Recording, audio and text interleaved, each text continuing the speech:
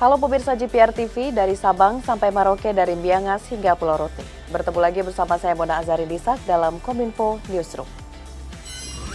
Halo pemirsa GPR TV, dari Sabang sampai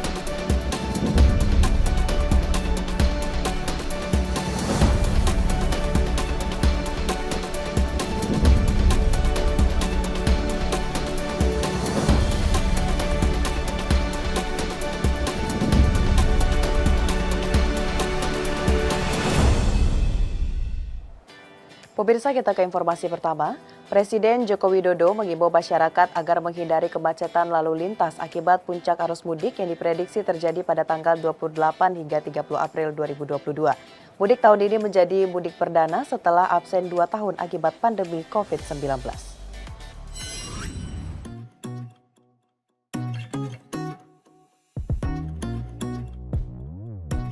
Presiden Joko Widodo mengimbau masyarakat melakukan mudik lebih awal untuk menghindari kemacetan parah di puncak arus mudik Lebaran Idul Fitri yang diprediksi akan terjadi pada 28 hingga 30 April mendatang. Terkait waktu mudik lebih awal, sebut Presiden bisa disesuaikan dengan jadwal libur dari kantor atau perusahaannya masing-masing. Presiden menyatakan akan ada 23 juta mobil dan 17 juta sepeda motor yang digunakan para pemudik selama arus mudik tahun ini. Karenanya untuk menekan kepadatan lalu lintas, pemerintah akan berupaya mengantisipasi kemacetan parah puncak arus mudik. Salah satu upaya tersebut adalah dengan menerapkan rekayasa lalu lintas seperti pemberlakuan satu arah dan ganjil genap, serta larangan truk masuk jalan tol di lintasan mudik. Presiden Joko Widodo kembali mengingatkan agar masyarakat yang mudik tetap menjalankan protokol kesehatan. Didapatkan hasil bahwa akan ada 23 juta mobil dan 17 juta sepeda motor yang akan digunakan oleh para pemudik.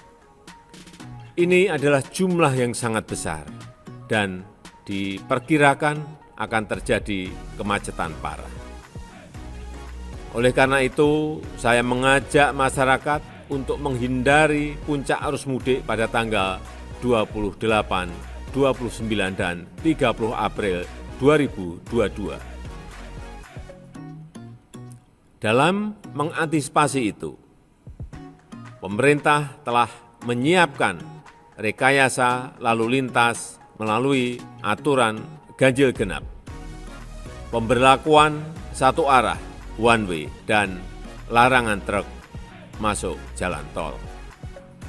Untuk itu, saya mengajak masyarakat untuk mudik lebih awal. Tentu saja menyesuaikan dengan jadwal libur dari tempat bekerja.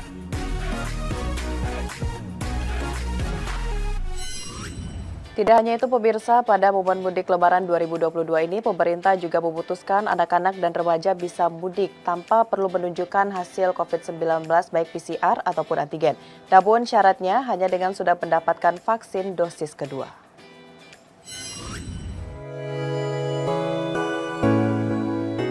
Pemerintah memutuskan bahwa anak-anak dan remaja yang telah mendapatkan vaksinasi dosis kedua dapat melakukan mudik tanpa perlu menunjukkan hasil tes COVID-19, baik PCR maupun antigen.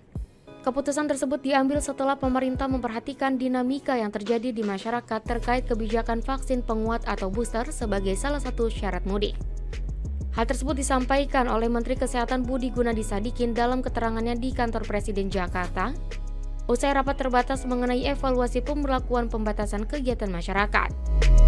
Presiden juga mendengarkan dinamika dari masyarakat bahwa kita memang mensyaratkan booster kalau tidak mau di tes antigen atau PCR untuk mudik.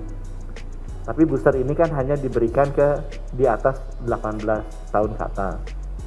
Jadi memang ada dinamika. Nah ini kalau anak-anak di bawah 18 tahun gimana? Mau di booster juga belum boleh. Jadi akhirnya diputuskan oleh Bapak Presiden, ya anak-anak, remaja kalau mau mudik belum di booster nggak apa-apa, nggak usah dites antigen. Jadi bisa mendampingi orang tuanya untuk mudik tanpa perlu tes PCR atau antigen, asal vaksinasinya sudah 2 kali. Ya, jadi ini hadiah dari beliau kepada anak-anak kita yang keluarganya mau menikmati mudik ini dengan lebih baik lagi. Pada kesempatan tersebut, Menkes juga mengucapkan terima kasih kepada berbagai pihak baik TNI, Polri, BIN, dan pemerintah daerah yang turut bekerja keras menyukseskan program vaksinasi nasional.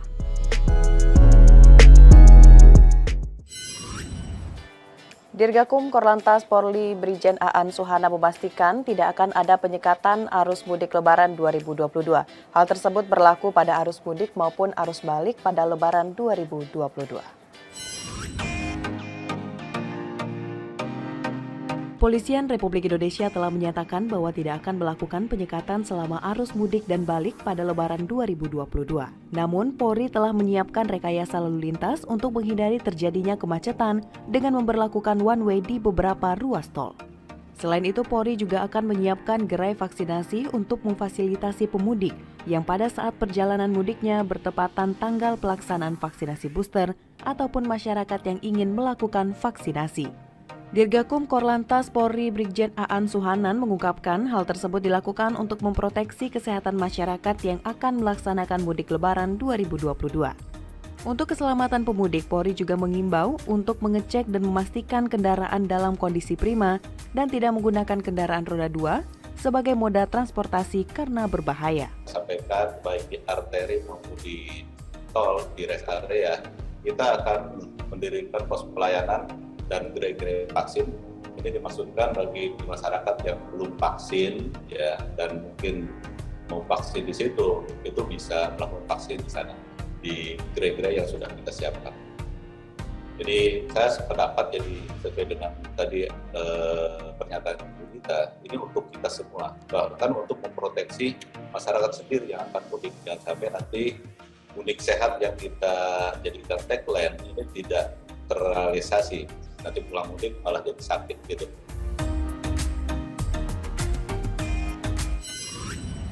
Sementara itu, pemirsa, bagi pemudik yang berencana membawa kendaraan, Brigjen Aan Suhana juga mengimbau agar memastikan kendaraan dalam keadaan sehat dan prima. Selain itu, pemudik diminta membawa penumpang sesuai kapasitas kendaraan, serta tidak membawa barang muatan berlebih dan menaati rambu lalu lintas.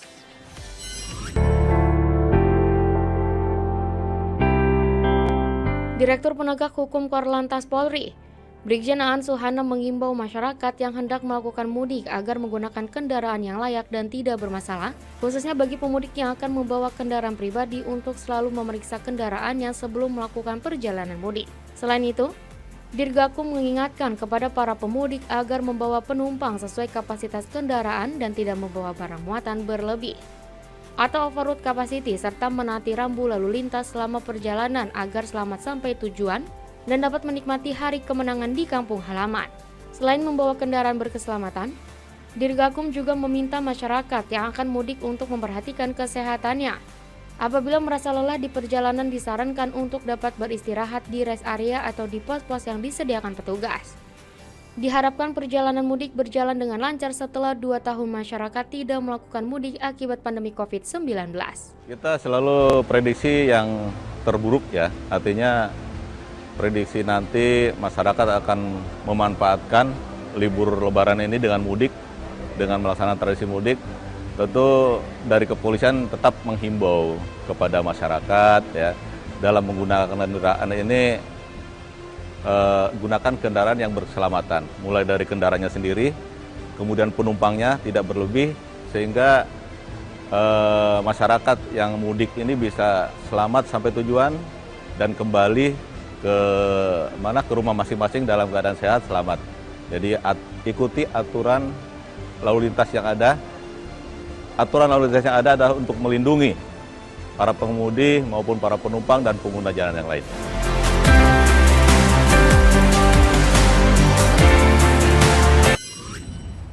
Badan Pengatur Jalan Tol Kementerian PUPR menyiapkan 2.500 km jalan tol dalam mudik Lebaran tahun ini. BPJT juga bekerja sama dengan Kakor-Lantas Polri dalam pengaturan lalu lintas arus mudik.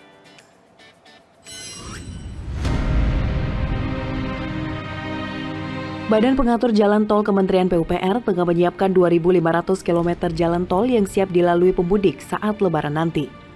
Kepala BPJT Danang Perikesit mengatakan, BPJT Kementerian PUPR mendukung pelaksanaan kelancaran arus mudik Lebaran dengan meningkatkan kualitas jalan tol, peningkatan layanan transaksi, peningkatan pelayanan rest area, peningkatan layanan lalu lintas jalan tol, layanan konstruksi, dan berbagai hal lainnya. Danang juga menyebut BPJT akan bekerja sama dengan kepolisian terkait kebijakan arus lalu lintas di jalan tol demi mudik lebaran nyaman tahun ini. Sementara pekerjaan proyek yang berpotensi mengganggu lalu lintas jalan tol akan dihentikan sementara. BPJT Kementerian PUPR menyarankan masyarakat untuk mengunduh aplikasi BPJT Info untuk mendapatkan informasi seputar jalan tol dan tarif tol. Pemirsa, usai jeda kami akan kembali dengan berbagai informasi lainnya. Tetaplah bersama Kominfo Newsroom.